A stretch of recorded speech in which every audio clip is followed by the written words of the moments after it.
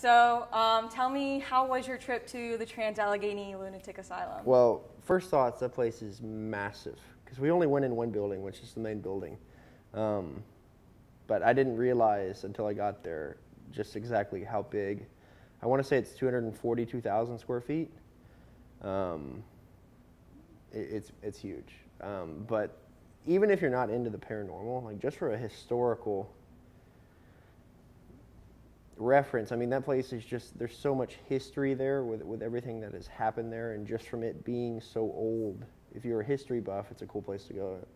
But also if you're into the paranormal, it's like so much between the history and the paranormal that I think it's probably one of the most famous locations in the U.S. I mean, I'd put it up in the top 5.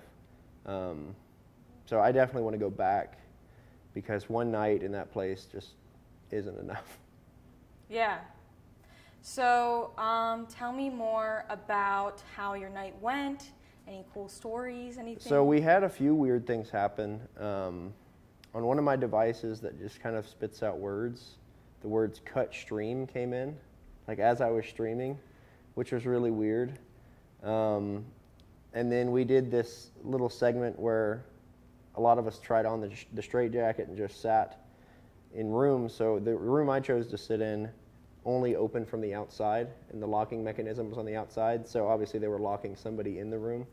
So I had them close the door on me, and I put the straitjacket on. It was supposed to be a 20-minute session in there alone, but then I ended up like trying to see if I could like bust out of the straitjacket, and it happened about 10 minutes into it. I don't think it was a good fit, but it was still fun nonetheless. But we had some pretty good activity with in the Civil War section of the building, is what they call it, with various pieces of equipment going off.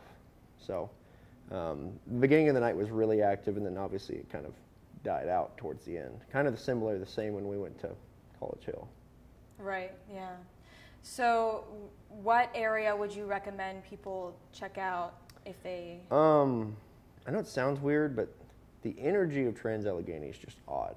And I think because there was so much between all the lobotomies and just the overall treatments they did there, there's a weird energy there. And it's almost like, you could say it's the lead paint, but I don't think that's all that it is. I mean, like you go in the women's ward and it's just like eerie. It's like you can like feel it all, like the goosebumps. I had the goosebumps last night, which I haven't gotten in a while.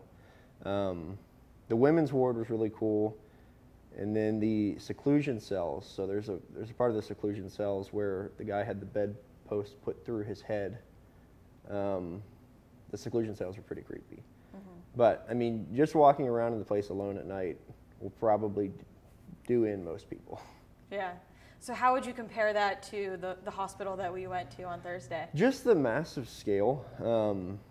The scale alone makes it creepier, right? Because you enter a hallway and it's just a straight shot, and it's just super echoey, and the way it's set up is your mind, similar to the hospital, can play tricks as you're kind of in there, but I definitely think it's a lot bigger than College Hill, but different in the energy that you feel there, and that's something that I've noticed with anything that deals with lunatics or mental asylums.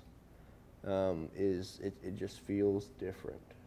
It's hard to describe, but I've gone to so many different places, but only those are the ones that you feel a little weird at. And I don't think that it's all psychological, because I just see them all as places, and when I go, I kind of experience them the same. Mm-hmm. So I don't know. It's an interesting place. It's definitely worth, even if you just did like a day tour, it's definitely worth probably checking out. Are you going to come back? Yeah, I think I want to do an overnight there, either alone or just me and like 1 or 2 other people. Because last night we had probably like 8. But again, the building's so massive, we didn't even run into each other. You've got 8 people running through the building and no one even sees each other, because that's just how big it is. Wow. But yeah, I'll definitely be back.